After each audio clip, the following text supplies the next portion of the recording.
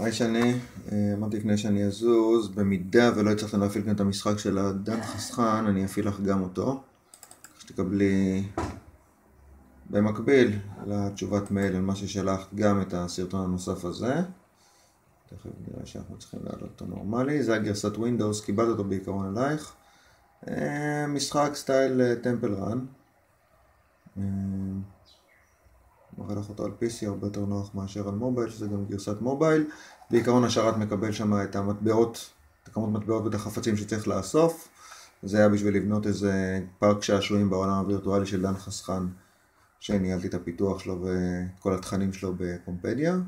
את הדברים האלה אגב תוכל תמיד לבדוק גם מול קומפדיה וגם מול הלקוח הספציפי הזה שעובד עבור בנק הפועלים, ג'ימלאיה. משחק תלת נמדי. בעיקרון מה שאני יכול לעשות זה רק כאן לזוז צדדים, לאסוף מטבעות, לקפוץ אם אני רוצה. קצת קשה לשחק עם יד אחת, אבל אני חושב שאת מבינה את הקטע.